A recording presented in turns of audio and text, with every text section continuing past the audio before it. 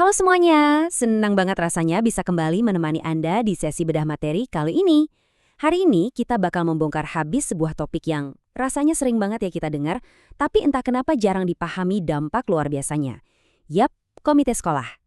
Oke, mari kita bedah materi ini dan sama-sama kita lihat bagaimana komite ini sebenarnya bukan cuma formalitas, tapi benar-benar mitra esensial buat nyiptain pendidikan yang berkualitas.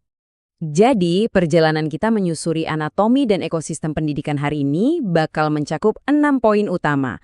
Mulai dari apa itu komite sekolah, 4 peran utamanya, program kerjanya di lapangan, sistem kerjasamanya, hambatan dan solusinya, sampai perannya sebagai mitra penting pendidikan. Oke, kita masuk ke bagian pertama, apa itu komite sekolah? Ini fondasinya ya. Sering kali nih kita nganggap komite sekolah itu cuma sekedar pelengkap atau ya jujur aja semacam panitia penggalangan dana doang. Padahal, coba deh kita ubah cara pandang itu. Komite sekolah ini pada dasarnya adalah lembaga mandiri, isinya orang tua, tokoh masyarakat, dan mereka yang emang peduli pendidikan. Bisa dibilang, komite ini tuh semacam jembatan independen yang sangat krusial yang menghubungkan ruang keluarga Anda di rumah dengan ruang kelas anak-anak. Mereka dirancang khusus untuk bikin pelayanan pendidikan jauh lebih efektif lewat kolaborasi aktif. Terus kenapa sih hal ini penting banget buat kita? Gini, kelompok ini tuh dibentuk emang khusus untuk ningkatin mutu pendidikan buat ekosistem anak-anak kita sendiri. Mereka ini yang bantu merajut hubungan antara sekolah dan masyarakat, ikut bantu ngelola pendidikan, numbuhin partisipasi, sampai, nah ini yang penting, memastikan anggaran itu diawasi secara transparan. Jadi, kalau Anda benar-benar peduli sama lingkungan tempat anak Anda tumbuh, ini dia, lembaga yang dibangun untuk mastiin semuanya berjalan on track. Lanjut ke bagian kedua. 4 peran utama komite. Kita sebut ini 4 pilar utamanya. Nah, yang bikin slide ini sangat menarik adalah kita lihat pilar pertamanya, yaitu sebagai pemberi pertimbangan. Komite itu sama sekali bukan pihak yang pasif loh. Mereka secara aktif ikut ngebentuk arah kebijakan dengan ngasih masukan-masukan vital, mulai dari program sekolah, penyusunan anggaran kayak RAPBS dan RKAS, sampai kebijakan pendidikan lainnya. Jadi mereka benar-benar ikut merancang kebijakannya, bukan cuma sekedar bereaksi kalau ada masalah. Pilar kedua, sebagai pendukung. Benar banget, komite memang ngebantu banget soal operasional sekolah, kayak nyari dana atau nyediain fasilitas. Tapi kontribusinya jauh melampaui urusan uang aja.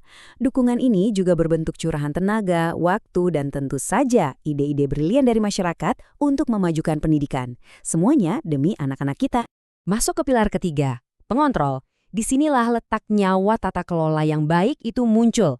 Mereka hadir buat ngawasin langsung gimana sih dana pendidikan itu dipakai, gimana program-program itu beneran dieksekusi di lapangan.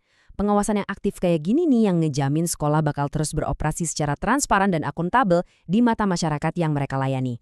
Dan pilar keempat, sebagai penghubung. Singkatnya, komite sekolah itu bertindak ibarat lem perekat. Mereka jadi jembatan komunikasi yang super penting antara sekolah, orang tua, masyarakat sekitar, dan bahkan pemerintah. Mereka nyiptain sebuah kesatuan yang solid banget demi satu tujuan utama, kesuksesan siswa. Kita melangkah ke bagian ketiga, program kerja di lapangan, cetak biru yang diwujudkan dalam aksi nyata. Nah, gimana teori 4 pilar tadi diterapin di dunia nyata? Ternyata cakupannya benar-benar komprehensif. Coba kita lihat. Di bidang akademik, mereka secara aktif ngedukung banget program literasi. Di sarana prasarana, mereka mastiin fasilitas atau ruang kelas itu nyaman buat belajar. Di urusan keuangan, pastinya melakukan pengawasan biar efektif dan transparan. Lalu, untuk hubungan masyarakat, mereka yang ngegerakin partisipasi lewat rapat-rapat wali murid. Dan yang gak kalah penting nih, karakter. Mereka full support kegiatan-kegiatan agama dan disiplin untuk ngebentuk akhlak anak. Keren banget kan? Oke, bagian keempat, sistem kerjasama sekolah. Gimana sih ekosistem ini beroperasi sehari-hari? Mari kita bergeser dan lihat bagaimana ini terbangun secara kronologis.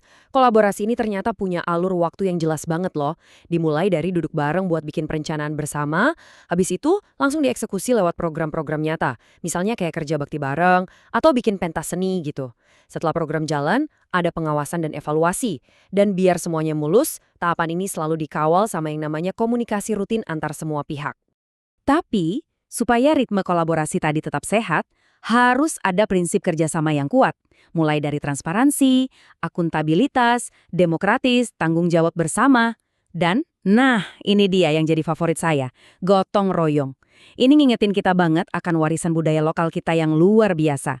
Gotong royong inilah yang jadi mesin penggeraknya, yang bikin pihak sekolah ngerasa, wah kita nggak sendirian nih nanggung beban pendidikan ini. Tapi tunggu dulu, sebelum kita tepuk tangan dan bilang ini semua ideal, coba deh renungkan sejenak pertanyaan ini. Apakah kerjasama ini di lapangan selalu mulus? Saya rasa kita perlu ambil jeda mental sebentar di sini.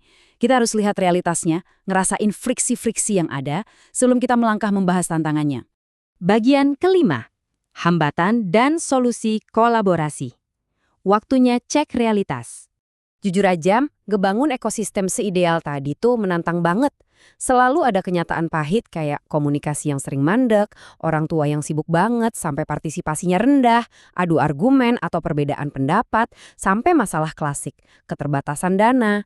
Jadi poin krusialnya adalah gimana solusinya? Gampang, kita adu masalah itu sama tindakan nyata, bikin rapat rutin yang benar-benar terjadwal, libatin komite sungguhan dalam ngambil keputusan, bangun sikap saling menghargai, dan yang paling penting, buka deh laporan keuangan setransparan mungkin, biar rasa saling percaya itu balik lagi. Akhirnya kita sampai di bagian keenam, mitra penting pendidikan berkualitas. Ini pesan utamanya. Sebagai penutup sesi bedah materi kita kali ini, ada satu kutipan kunci yang benar-benar merangkum semua yang udah kita obrolin. Komite sekolah bukan hanya pelengkap, tetapi mitra penting dalam mewujudkan pendidikan yang berkualitas. Kerjasama yang transparan itu secara otomatis bakal nyiptain lingkungan belajar yang luar biasa kondusif buat anak-anak kita. Pertanyaannya sekarang, setelah Anda tahu betapa vitalnya peran lembaga ini, langkah konkret apa yang bakal Anda ambil untuk mulai berpartisipasi aktif di ekosistem sekolah anak Anda hari ini? Pilihan ada di tangan Anda. Terima kasih sudah menyimak, dan sampai jumpa di pembahasan seru berikutnya.